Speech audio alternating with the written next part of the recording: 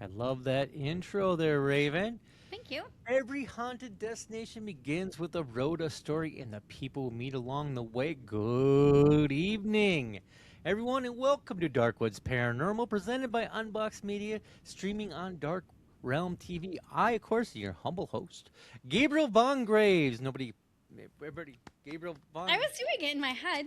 I was All doing it right. in my head. Yeah. Joining me, as always, is my incredible co-host, Raven Knight. Whether you're nobody claps.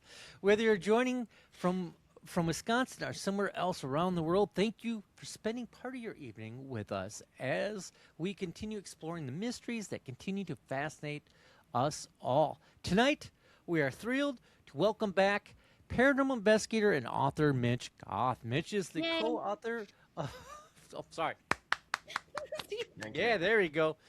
Mitch is a co author of 30 Haunted Nights in Wisconsin, a haunted U.S. travel guide, a collection of haunted locations, documented investigations, historic research, and legendary stories from across the Badger State. His passion for presenting haunted history while encouraging responsible paranormal investigation has made him one of Wisconsin's respected voices in the field.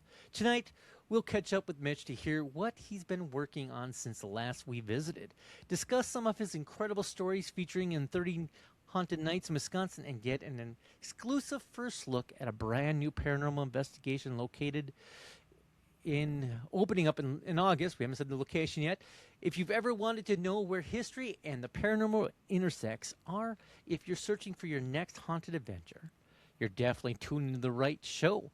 If you're watching live, let us know where you're joining us from in the chat. We'd also love to hear your questions for Mitch, and welcome him once again to Darkwoods Paranormal. Now, dim the lights, keep an open mind, and remember, sometimes history never truly leaves. Welcome to Darkwoods Paranormal, Mitch. How you doing today? Great. How are you? I'm good. It's good to have you back. It's great to be back. Always a fun time. Awesome. So, what have you been up to since we talked? First of all, why don't you introduce yourself I was to gonna say, like, people that may not know well, you? And there's not a lot of people in this world that don't know you, but just in case there's one or two happen to between the cracks, tell us about yourself. Yeah. Well, I've been a paranormal investigator since 2009. I've done over 250 investigations, visited well over 100 locations to do all of those investigations and to do a lot of research for Haunted US. I've been a part of Haunted US since 2021, and it is a available one-stop shop paranormal information guide to all the spooky people of America. I write an article a week for Haunted US, and you can find them all on hauntedus.com. I just published my 239th article on Haunted US That's just this incredible. past Thursday. Congratulations. Thank you. In fact, that one's about a great place everyone should check out called Jailer's Inn down in Bardstown, Kentucky. It was Ah, a jail, now it's a hotel. Hotel, haunted jail, best of both worlds. absolutely. And I've always got new locations on the mind, new places to research. But this summer and this fall, I'll be doing something a little closer to home. I live here in Janesville, Wisconsin, and there's a new paranormal investigation location it's featured in 30 Haunted Nights in Wisconsin, the book I co-authored in 2025. But it hasn't really been open to ghost hunters pretty, widely in the past. But that's changing.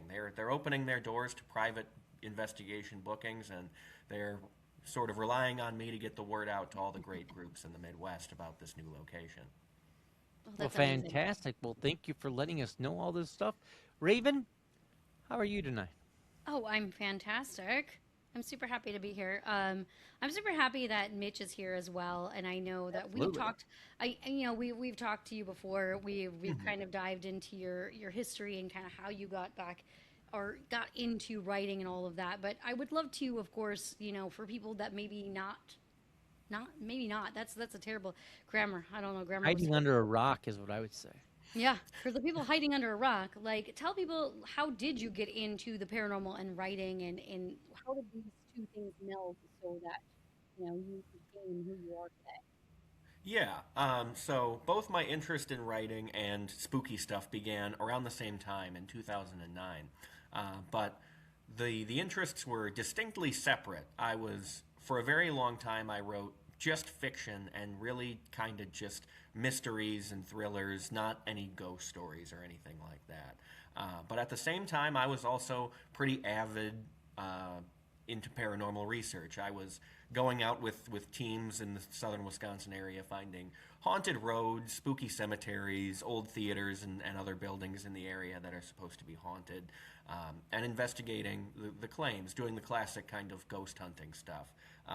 But all the while I was doing all of that, exploring the paranormal side closer to home, and just kind of dipping my toes in the water, so to speak. I was already kind of interested in how can I make something productive out of this interest? How can I give back to the spooky people of America who are helping me to find all of these weird and fun places that are sometimes just kind of impossible to find?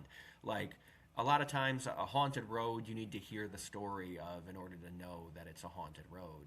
You could drive up and down Fitzsimmons Road outside of Milwaukee a dozen times and not really know, or you could take a trip down Buffalo Ridge Road up in Door County and not really know the intense spooky lore around it. You have to hear the story to know it's there. And there are a lot of cemeteries, a lot of buildings like that. And so it took a very long time for me to kind of bring the interest in writing into the fold, and I really only did that when I joined Haunted US, and they needed a writer to do all of this work, to produce articles each week and to do all of this research. And I knew a lot of haunted places already through all of my different contacts, because at the beginning, 2009 to 2019, probably the first 10 years, I was part of a lot of different paranormal groups. And a lot of times I would just kind of jump onto groups' trips that were going to, Edinburgh Manor or Tinker Swiss Cottage, or things in the area where a team might need an extra person or two to help spread out the cost. I was always happy to be that person.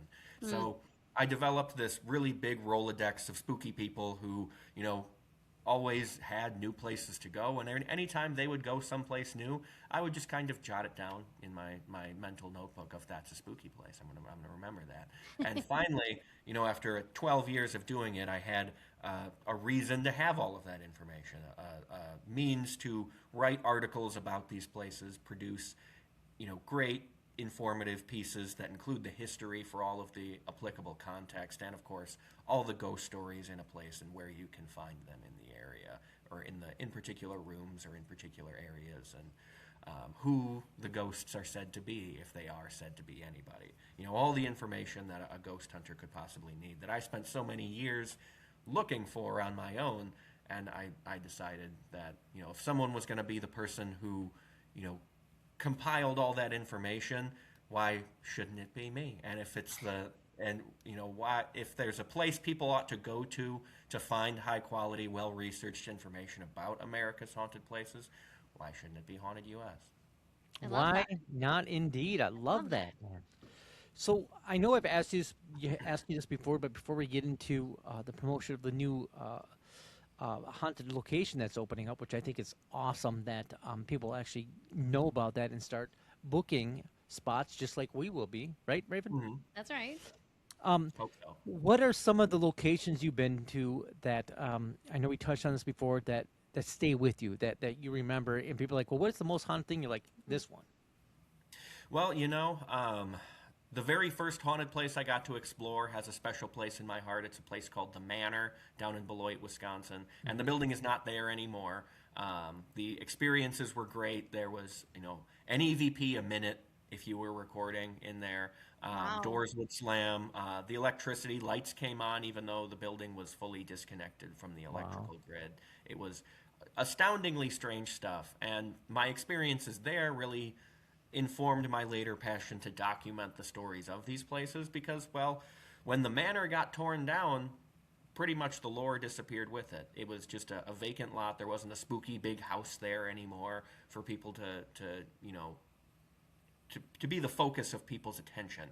And so most of the ghost stories kind of fell by the wayside. And, if you weren't there to experience them when the building was there, you don't really get a chance to experience them now. And there's not a lot of photos of the building, and I could write an article about it at some point, but it's well in the past now. It's been demolished for almost 15 years, and that's unfortunate, but it's one of the reasons I do what I do now. So, I can preserve a lot of information for the places that are no longer there. And another great location that really did make an impact on me that also, once again, is no longer there, but is preserved on Haunted US's articles, is the old Benton County Jail down in Fowler, Indiana. Now, Fowler, Indiana is also pretty well known for another haunted location called the Fowler Theater. It's also famous for being like one of the windiest towns in the United States of America. I think it's in the windiest county in the nation. And it's if you've ever driven through Indiana, it's right in the middle of that gigantic wind farm that you hit if you're driving south down that interstate. I think it's 65. Right.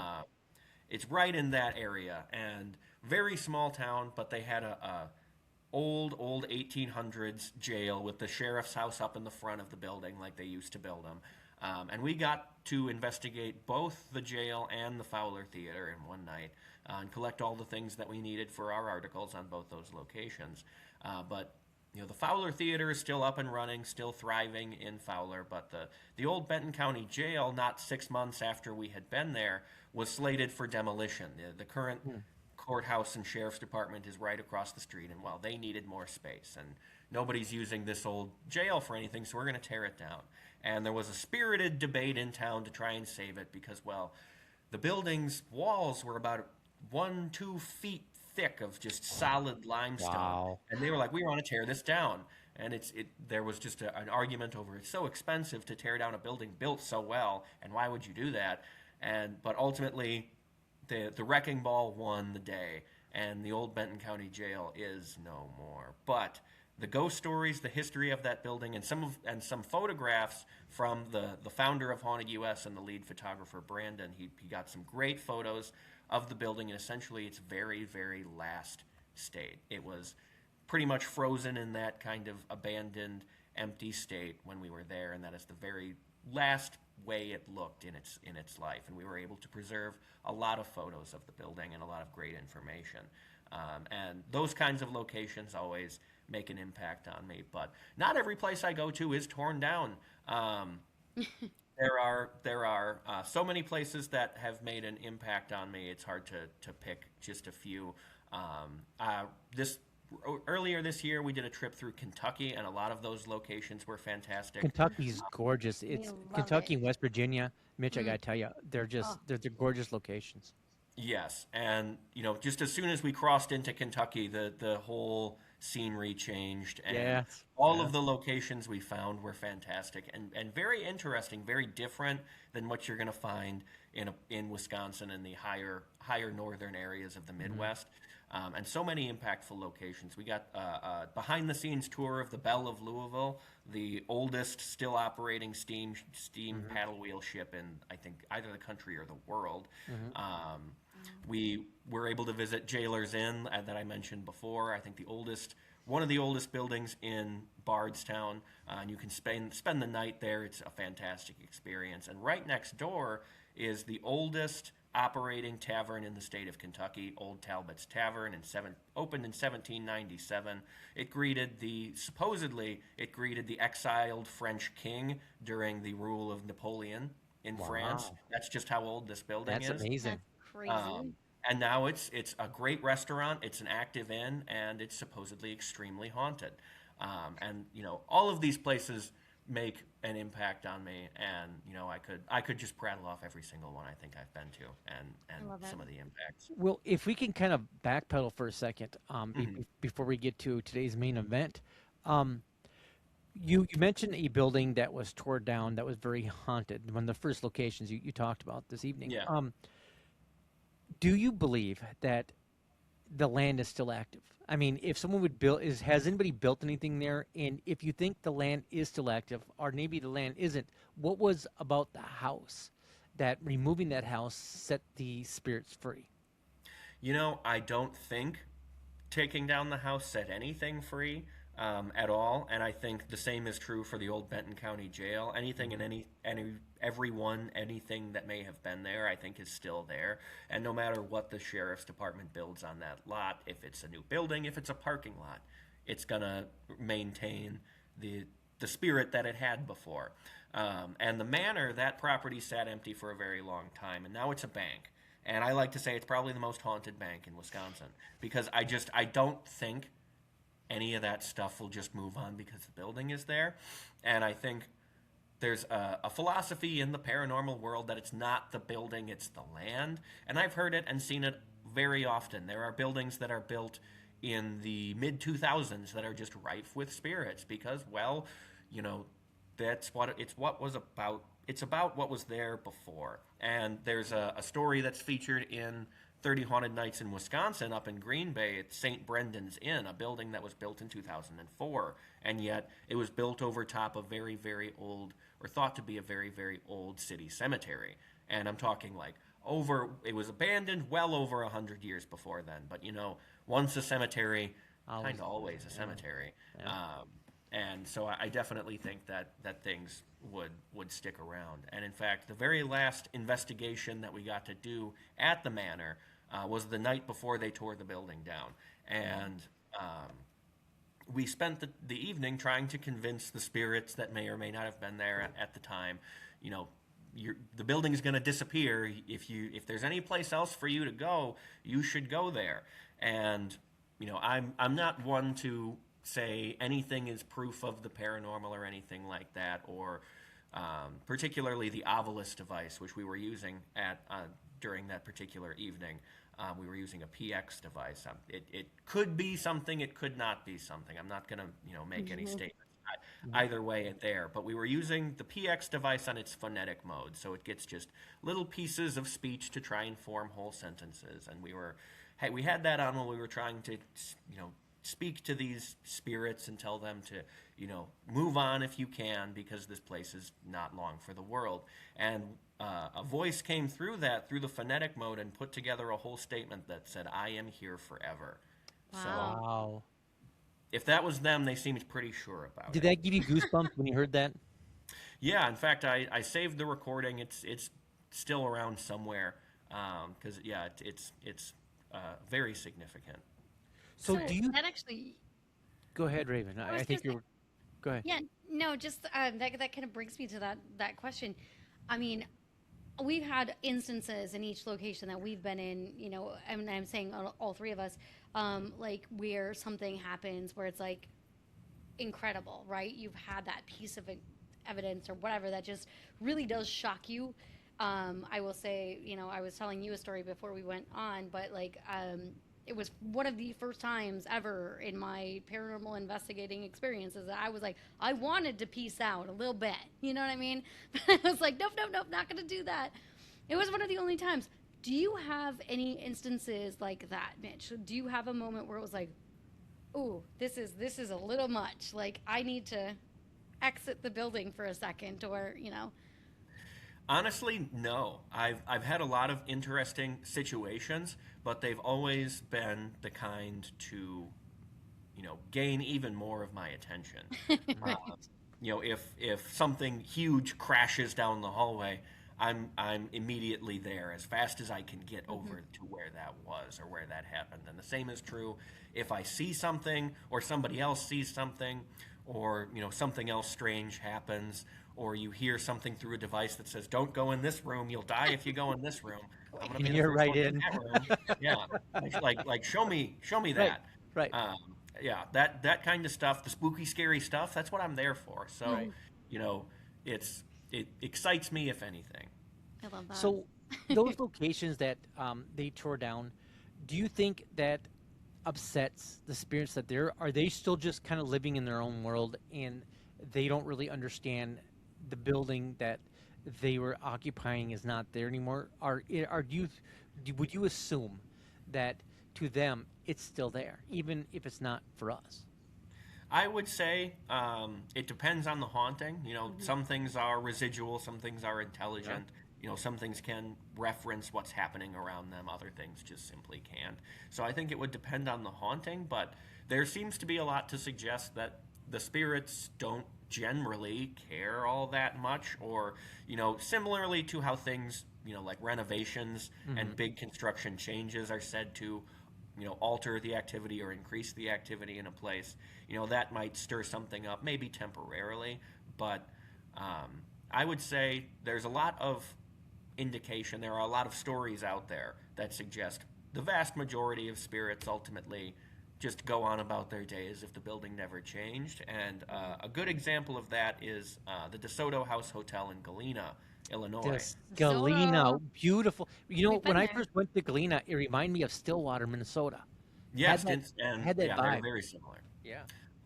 And the DeSoto House Hotel, of course, is a big haunted hotel there in town. But importantly to this is that it used to be 5 stories tall. Now it's 3 stories tall. Yep. And but yet the people on the 3rd floor will still sometimes, call the front desk. Like there's people walking upstairs, and there is no upstairs. There is no 4th floor, but people report that they're hearing loud guests up on 4, even still. Even though I think they took it down in like 1881, so it's been 150 years almost, and it's still going on. And one question I posit is, if that's still happening on the 4th floor, what's happening on 5 Right. that no Right. one can experience, that's just hanging up in the ether 20 feet above the top of the building? Right. What's going on up there? That's Have you great. ever stayed at the DeSoto? I have not. We were able to stop in and see the hole in the wall, but yeah, for the folks unfamiliar, they do have a kind of on display hole in the wall because there was a figure, and there still is an apparition figure that they always saw just kind of disappearing into this one area of wall. But one day during renovations, they knocked through this wall and found a hole, some kind of old door frame that they didn't know was there, but apparently the spirit knew was there. And so now it's kind of on display that this ghostly woman will use this hidden passageway that only she knew was there for the longest time. But yeah, we stopped in briefly and saw what there was to see, but unfortunately couldn't stay a full evening. Well, that's fascinating. So, what other locations, since we're building up to the Tallman House, what are the locations that you've been to that kind of has a similar background, where something was there and then it's no longer there, but yet it's still, the activity in there still presides like it is? Yeah, there are a few different examples of that. Let's see, I'm racking through my brain. A good one that is probably going to materialize. We haven't seen it yet. Is Bobby Mackey's Music World, Oh, because Yes, they're working Bobby on Mackey. rebuilding that on that site, and Have so you ever we are been going to see. to Bobby Mackey's before they tore it down? I didn't get the chance to see it before they tore it down, but during our trip through Kentucky, we stopped by the construction site. We missed seeing Bobby Mackey there at the same time by about 10 minutes. He Really? left like 10 minutes before we got there. Okay. But yeah, we stopped in and saw the progress. Like there's gonna be something there, but will the spirits remain? That's a big question. Now, another place that's right here in Wisconsin, where unfortunately it caught fire and burned completely down and had to be rebuilt, is the Shipwrecked Brew Pub up, I believe it's Egg Harbor in Door County. Whoa. And Okay. that building had been there since the 1880s and was a stagecoach stop, and then a tavern, and then a bar and grill. But in 2017 or 2018, the building burned down, and they rebuilt it pretty much exactly as it was with some modern updates. But as soon as they opened the doors, almost all the spirits returned to exactly where they were before. With the exception of one, they had a mean kind of lumberjack spirit that apparently no one's seen around since then. But otherwise, every other known spirit in Shipwrecked is just back to where they were before. Well, what kind of stuff happened at Shipwreck?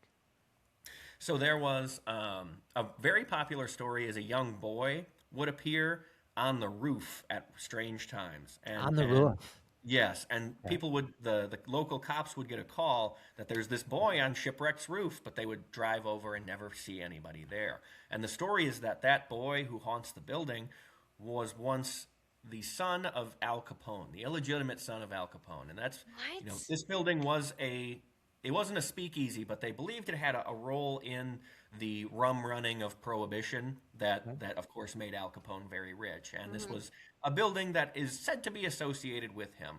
And it's thought that he had an illegitimate child while vacationing up there, and he kept this kid in and around Shipwrecked. But and there are variations of exactly why he did this or when he did this, but it's thought he killed his own kid, either out of a general distrust of him, or he thought that the kid was going to turn him into the police.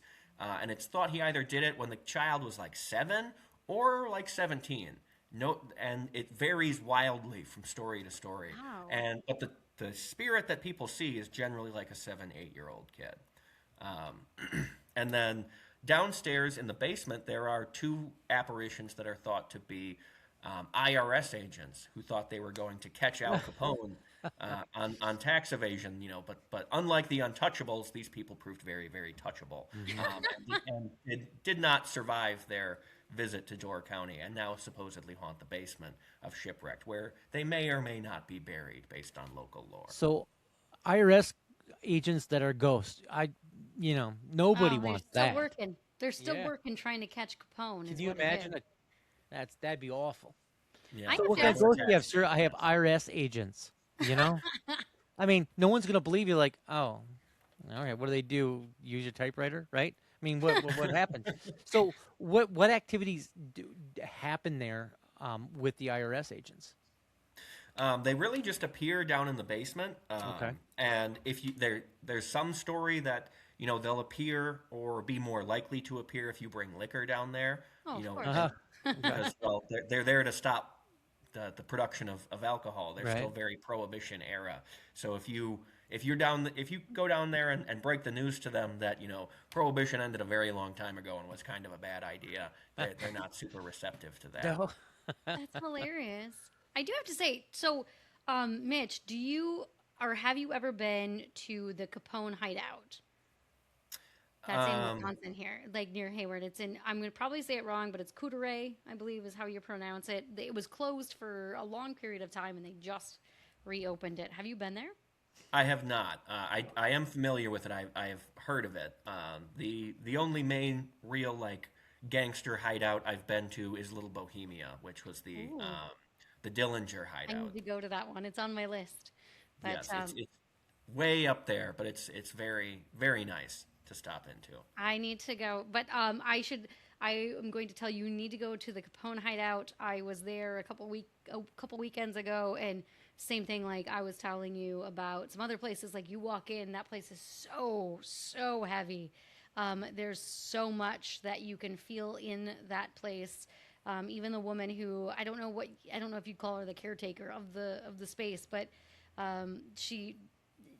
before I even told her about anything paranormal or why I was even there, she was like, "Go in the basement and tell me how you feel." Like I was like, "I'm on my way." So I mean, it was definitely something I highly recommend that you check that out. Just bringing up Capone, but Absolutely. yeah. Are there any places around, or not even around here, but like places that you would love to go and investigate that you have not yet? That's something that's on your bucket list.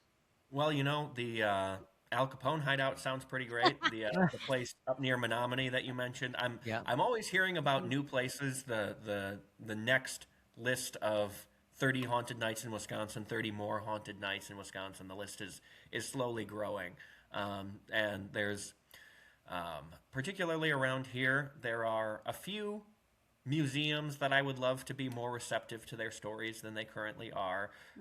There was a location that was a museum for a really long time called the Octagon House in Fond du Lac. Nice. I think it's just somebody's house now. So, yeah, I'm pretty sure it's just a private residence. And, it would be great to be able to explore that, but, sometimes they go into private hands. A great one that is just across the border in Bull Valley, Illinois, is the Stickney House. And the Stickney House is currently, it's been for many years, the Bull Valley Police Department. And the police department is not super interested in letting ghost hunters through their files and records and evidence rooms, understandably. But the Stickney House is crazy interesting. It was built by spiritualists and mediums, like professional mediums in the mid-1800s, called the Stickneys. And the Stickneys were incredibly superstitious. They believed that ghosts could get caught in buildings, and that was why buildings were haunted, as the spirits would get literally tangled up in them, rather than make their way to the afterlife. And one reason they think that spirits would get lost or tangled up in buildings is 90-degree corners. And so they built their house with every corner rounded out on the inside and out. So if you stop by the Stickney house on the outside that you can see without getting arrested, you can see the corners of the house are all rounded. And that was because they firmly believed if you had a 90-degree angle in your house, you would end up haunting it. You wouldn't make it to the afterlife.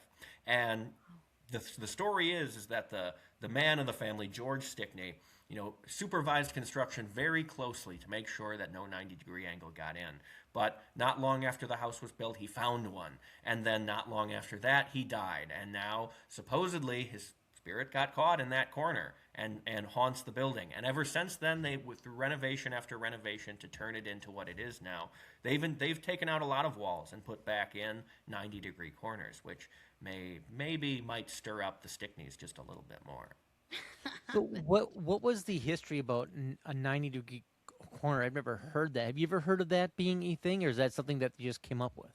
That is not a thing I've heard any other source, even from that era, suggest. I think that was just kind of their thing, the Stickneys' little belief. Sure. Kind of like the Winchester house, like how she just needed to keep adding things because she thought if she did. Yeah, okay. Have you been to the Winchester house, Mitch? I have not had the opportunity yet. Is it on your list? It definitely is. Okay, I love it. Well, why don't you tell us about the location that'll be opening up soon and give us the backstory first? Yes, a great new location is opening their doors to ghost hunters for the first time. And that is the Lincoln-Tallman House, mostly just called the Tallman House in Janesville, Wisconsin. It is the centerpiece of the Rock County Historical Society's property. It's a fully restored museum full of historic artifacts from the Tallman family. And the story of the Tallmans is that in the 1850s, a man named William Tallman was a very wealthy lawyer in New York around the East Coast, and he was very interested in the burgeoning west of the United States, which actually at the time was Wisconsin. And he bought a huge amount of land. I think it was, I would need to check my records, but 19,000 acres was That's roughly huge. what I heard. That is like huge. an absurd amount of land. And he bought all of this, and he moved out to Janesville, and essentially parceled it out to other travelers, settlers who were coming to build homes, start businesses, and helped these towns form by selling parcel after parcel, and of course making millions of dollars, even in 1850s money. So he was absurdly wealthy, and he used this money to build the biggest house in the city at the time, and for a very long time it was the largest house in Janesville. Very opulent, brick-structured mansion with, if you've ever seen Prospect Place in Trinway, Ohio, that's a pretty well-known haunted place, or was for a very long time. They're built in the same style. It's kind of like a large central front section, a very similar looking but kind of smaller section built onto the back, and then a smaller version of that built onto the back. It's kind of like a Russian nesting doll style house. And it is just gorgeous inside, like I said, fully restored and full of artifacts from the family. The Tallman family owned this house from the 1850s all the way to, well, they lived in it until the early 1900s, but they owned it until the 1940s. And the Tallman family, of course, they lived off of the wealth from all of their land sales for a very long time. But then they moved into toiletries and perfumes, and they built a big factory in Janesville to produce that kind of stuff for a very long time. But along with William, there was his daughter, Augusta Tallman, was a very popular young woman in town. She was I've read her diary pretty extensively. Sorry, Gussie. I've read her diary, and she was very active in town. She was in her teens and just enjoying the teenage nightlife of 1800s Janesville, Wisconsin. But unfortunately, she died very young. I think she was 18 or 19, and in 1866. And this kind of cast a pall over her parents, of course, and they lived kind of quiet lives into the next decade and passed away, having owned their home, and essentially died in it or near it. We're not exactly 100% sure on the where, but it stayed in the family, and a woman named Nellie Tallman inherited it and kept it all the way into the 1900s. She was a she enjoyed her solitude. And so she was just kind of the woman in the dark dresses who lived in the gigantic house in town. And there were some whispers that maybe Nellie was a witch, but no, that was just that was just, teenagers of the era telling witchy stories of the Right. woman who absolutely looked the part. But she passed away, and afterwards, nobody else really wanted to live in this house. The other Tallman family members had built other homes on this block, like right next door, and then right next door after that, and then right next door after that, that were all newer, easier to maintain, and slightly smaller. Nobody really needed this much space anymore. And so nobody lived in the house. They owned it, but it just kind of sat dark for about 20 years. And then the Historical Society in the county formed, and the Tallman family found a natural new home for it. They deeded the home to the Historical Society, and it opened as a museum in 1950 or 1951. And that's what it's been ever since, is a historic museum that preserved all of the Tallman family's history and a lot of Janesville's history in the process. So it is very much a history museum, but it also is a very well preserved historic home and just a beautiful mansion at the same time. And there's a lot of lore about it, a lot of ghost stories inside, and a lot of lore around the history that nobody's really certain of. See, when I was a kid, I grew up in Janesville. We went to tours of the Tallman House on field trips. And even back then, they would mention that it's said that this house was on the Underground Railroad, that they helped slaves get their way to Canada, to the north. But of course, that's not something you really reference. That is something that would have gotten the Tallman family executed at that time. So it's not a thing that they kept in their records. So it's all a lot of questions and hearsay. And today they don't really mention that as part of the history because they cannot verify it.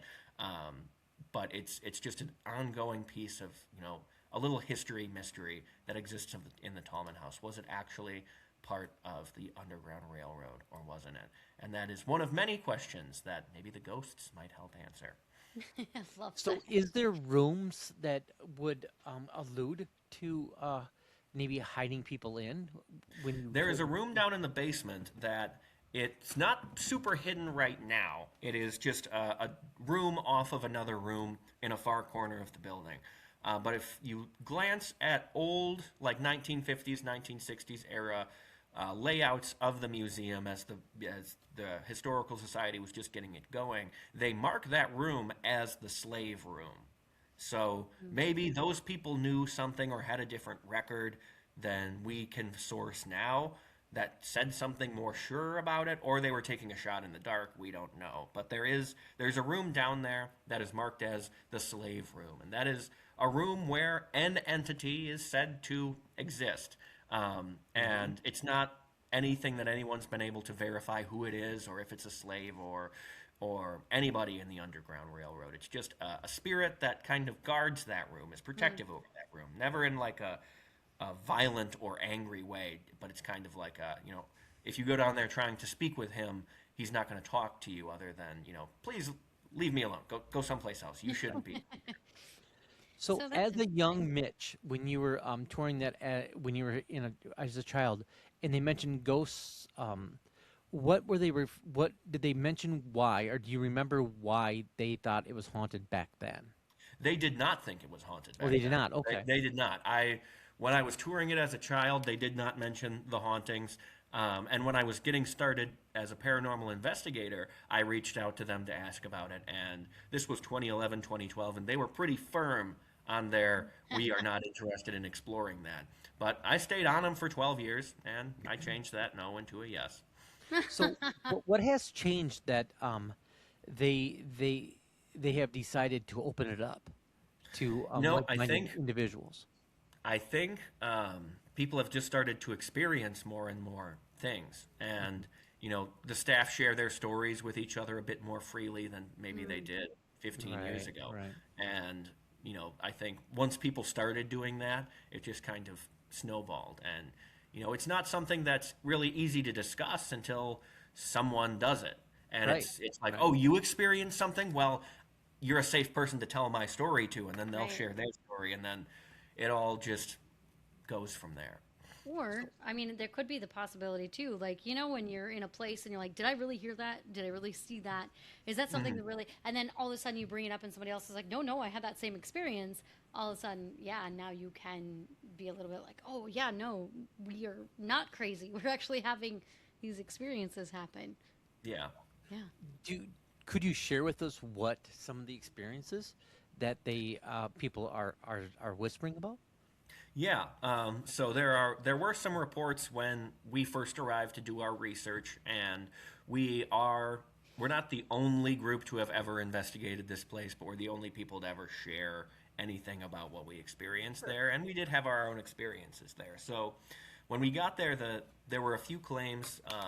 One of the big ghosts that haunts the main floors is Gussie Tallman, who died at the very young age of 19 in 1866, and Wow. She was a very accomplished pianist in her life, and they keep pianos in the front rooms, and you will hear her playing them. Upstairs near her room, there is said to be her apparition who will wander by whenever someone's in the room, but always from the hallway and always just kind of glancing in, wondering why someone other than her is in her room. But then she'll just vanish into thin air. There's the spirit down in the basement who guards the old supposed slave room that may or may not actually have been the slave room. Who knows? That was an established entity when we arrived. And there was also another kind of similar figure up in the attic who nobody really knows about. He's just a tall shadow figure. I call him the Tallman.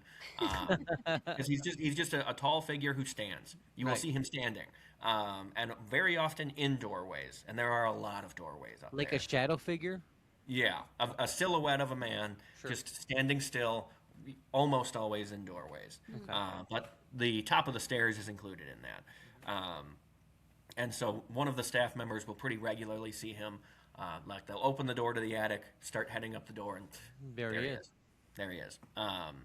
And so that was some of the main reports. There have also been reports of Nellie Tallman, the old woman in the dark dresses, who still appears as an old woman in dark dresses in and around her bedroom and on the second floor main hallway, because the front door of the house is no longer the actual front door. To enter the house, you go in through a back door through a more modern entrance. But Right.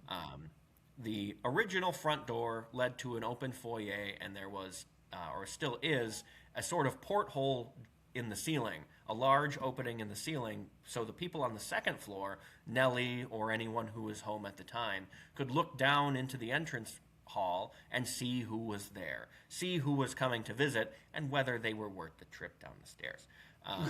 So they would essentially pre-screen people's visits through Right. this hole. And people will see Nellie's figure pre-screening them. If they're kind of loitering in the foyer, they'll look up through the hole, and there she'll be looking Right. down on them, surveying who's the guest in her house today.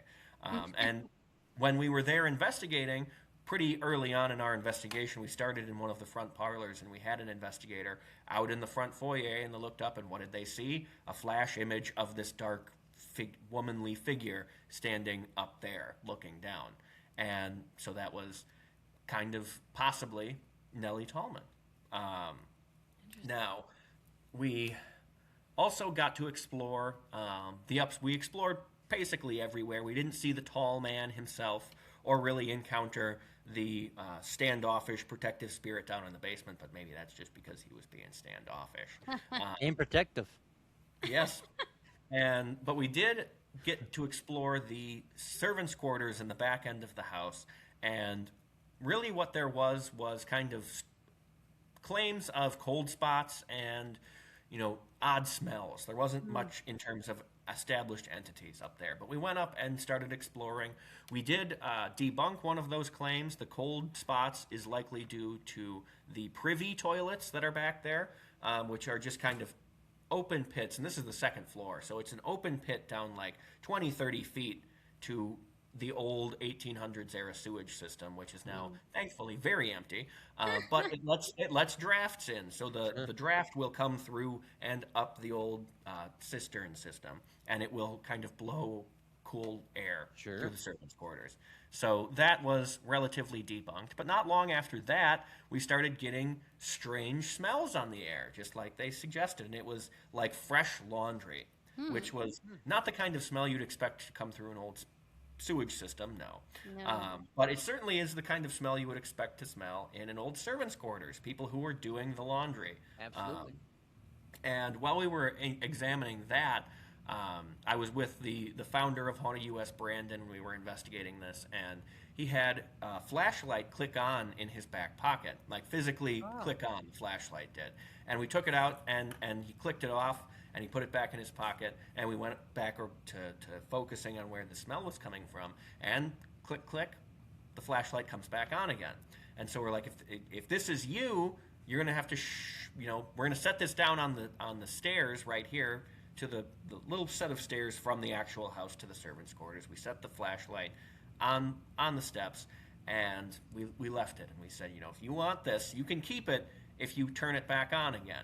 And a few minutes went by, and then click, click, the flashlight turned back on again. And they got to keep it. To my knowledge, that is still in a desk in the servants' quarters. So we were people of our word. They were able to keep that. And this was not like the classic flashlight experiment where something's unscrewed and you're just kind of waiting. This was the actual push button of the flashlight was being clicked all 3 times. Amazing. A physical action. I love that. Yes. How did you get involved with the Tallman House? Like you said that you had been there before, like you'd done tours and stuff. But how did you fall into being the person to do not just investigating, but I know that you had said that you're now kind of helping people find out more about it. Yeah, I'm helping them find a footing with the paranormal community and get folks interested. And I'm also pretty likely to be the person who will be present, the building sitter for investigations and the source of information for when groups are on site. I'll very likely be that person as well. And how I got involved in that is, we went there and we did our investigation, but then we also put out our Haunted US article about it. You can find the Lincoln-Tallman House on hauntedus.com. And it's got all of the history that I mentioned, all the claims, and a few more that people have encountered. And putting that out there was a regular resource for people who are interested in that kind of thing. So as the staff members were experiencing more things and sharing more stories with each other, they would look up, they would Google Lincoln-Tallman House Haunted, and what would they find? They would find my article.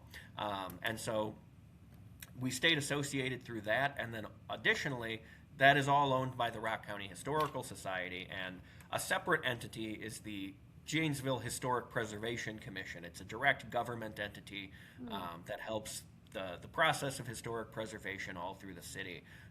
And I am a member of that commission.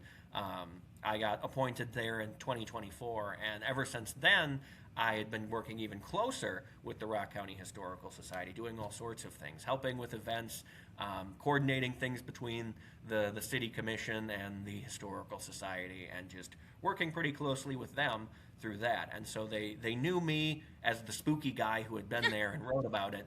And then also they knew me as someone who appreciates history, appreciates the Janesville history especially, and can tell the story of the Tallman House very reliably and very accurately. And that was something that they're very focused on when exploring this side of things is, we don't want people to come in here and start shouting, demon, demon, because that's not the history of this place. It's never been that, and nobody wants it to be that. That muddies the waters of the building story, and that's not what anybody wanted. So they wanted someone who could explore the spooky side while also really, really staying focused on the people who lived here, the family, the history, and keep the family members in focus and not some, scary entity that it is not there. There's a lot of fascination to be found in the phantoms of the Tallman House. There's not anything that's going to attack you or do anything other than startle you. So I think we've been to a lot of haunted locations, and they sensationalize the experience there by putting, haunted dolls or, cheap artifacts. And I like that. What I like about this location is they kept it true, right? They kept the house. They didn't sensationalize, and they're, hey, this is a part of the history. And I think if more locations practiced that idea, um, I I think they would yield a better result when people coming in to investigate. You also, I believe, would get a different clientele of investigators. When you try to sensationalize that, you have people coming in trying to summon demons, like you said, or whatever, right? Yeah. But when you say, hey, this is part of the history, you get a, I hate to say, a top shelf investigator, but you get somebody that understands and respects the history behind it. What can you tell us about the town that would attract spirits to live there? Is there underground streams? What kind of geographical area is it? Yeah, well, it's not a big site of any limestone or anything like that. There Hmm. aren't mineral deposits or anything in the ground that might suggest anything like that. I will say a river runs through it. The Rock River runs straight through Janesville. Hmm. In fact, you can see the river from the Tallman House. And they say there's the old school slice of lore that spirits can't cross over moving water. Yeah. And while the Rock River's been moving for ever. So and the shape of the whole river as it runs through that area, it kind of makes an S shape, and there are sort of you know individual, not quite peninsulas that are formed by the snaking way that this river cuts through, and it just kind of creates potential receptacles for things. But moreover, this whole area where the Tallman House is the oldest area of Janesville. Right. Many towns in that era needed something like a river to form a base Right. of, we have access to water, we can send things downstream, get things, and, it created the commerce that allowed a town to form. And so the downtown area of Janesville and the historic districts that are around the Tallman House were the home of the oldest homes in Janesville, and the oldest home still standing in Janesville is on now Rock County Historical Society's property. Wow. It's just a short stone's throw from the Tallman House, but it used to be in another nearby neighborhood, but they picked it up and they moved it in the 1960s to Oh, help wow. preserve it. And this property in particular, that's not the first time that's happened. There's also, I don't know if it's the very first, it's one of the first schoolhouses in Janesville to be formally established, was picked up and moved from its original spot and installed on the Rock County Historical Society's property. And once again, it's just a stone's throw from the Tallman House. Rock So, County really seems to have their stuff together when it comes to preserving history. Kudos to them. Yeah. yes, Sure. yes, it is the whole campus is a exploration of history that's just a fun time to explore and to tour. And some of those other buildings, that old house, the old schoolhouse, they also have the original Tallman carriage house all restored. All of those could be sites of their own paranormal, happenings and explorations at some point as well. And I'm working with the folks at the Historical Society to explore more of those areas of lore, more of the things staff might have experienced maybe in the carriage house or in the Right. schoolhouse, and see if maybe somewhere down the line we might be able to get the whole campus open to investigations. But for now, there is the Tallman House that's opening, and that is a huge mansion. It is a great opportunity to just explore that by itself, and I always would enjoy an opportunity to explore it. And hopefully the folks who have booked an evening with us and will book an evening with us enjoy it just as much as I do. I love that. And I'm assuming the funds go into preserving that building and others like it. Yes, the funds that are raised through these investigation bookings all go to the Rock County Historical Society. It's a great way to help support the organization. A lion's share of each investigation fund goes to the folks at the society, helps make sure that the lights stay on and the exhibits stay moving, and that they can keep on doing the great thing that they do. Well, So- if history isn't preserved, it is definitely lost. So I think it's definitely something that's worth funding. That was what I was going to say. I was actually going to say, we've talked about this before on the show, and I know that you, Mitch, are like really into history and research. You do so much research, and I Yes, just sir, you love do. you for that. But if you could just, I guess, tell people, what is the importance of preserving history? Why do you think it's important that we keep these stories alive?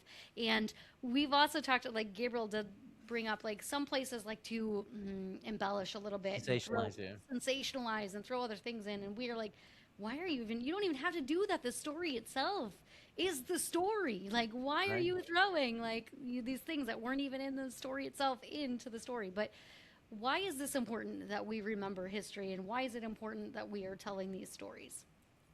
Well, history is significance. It's the curated remembrance of all the things that actually mattered that happened. You know, we go through days and nothing really happens, but I don't remember who said it. But there's a famous quote out there that said, "Drama is life with the dull bits cut out." And history is very much the same thing. It's all of human life, but with the dull bits cut out. And the really impactful stuff is what remains, except it doesn't always remain, even though it's impactful. And, you know, in Janesville, there's a site that I lived near for a very long time, and I walked by a lot that sort of really drove that point home to me. And it was the site of the Carrie Jacobs Bond house. And Carrie Jacobs Bond was a songwriter in the early 1900s, and technically speaking, she's the first woman to ever go platinum.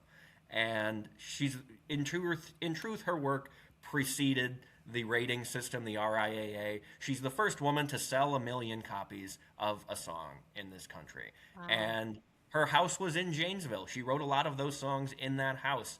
The house is not there. It was turned into a parking lot in the 1940s. And it was sort of a catalyzing event that created the Rock County Historical Society. Is this very significant house pulverized to permanent nothingness. There is a stone in the parking lot that says the Carrie Jacobs Bond house used to be here. But that's pretty much it. And you wouldn't even know that this woman lived in Janesville or did anything there. Wrote the song that sold 1 million copies on this corner in Janesville. You would never know that. And that's such a great story. That's such an interesting life that brings color to the community, or would if more people knew about it. And if the house were still there, lots of people would know about it. And, you know, the same is true for the Tallman family. They helped shape Janesville by selling their land. They gave so many people jobs through their toiletry and perfume business for generations. But if that property wasn't there, there's a huge hospital right next door, and it very easily could have just consumed that. And that could be a parking lot for the hospital now. And if that were true, nobody would know, really, anything about what the Tallmans did or the impact they had in the community, except for the people like me who actually dig through all of that research to find interesting people and things like that. But it should be more accessible than that. And preservation is what makes history more accessible. Absolutely, it is. And on that note, why don't you tell people how to not only just find you, which is remarkable, you are literally an encyclopedia of You really history. is. That really that's amazing. Love it. Mitch, thank you for that. And then tell our audience how to book an event at the Tallman House, and how long is it? Is it overnight? Is it 6 hours? That kind of stuff. But first, start with you, because you really are a remarkable man. Absolutely. Always happy to start with myself, I suppose. You can always catch what I'm doing on hauntedus.com. I put out a new article every week, every Thursday. There's a new haunted place that I'm writing about and that I've researched, and our founder Brandon has very likely taken photos of. And all of the pieces of that puzzle are fantastic. You can learn so much about the haunted places around you, around the United States. Every Thursday, the list grows one place longer. And so you can always catch what I'm doing there. I'm also active on Facebook. You can find Haunted US on Facebook.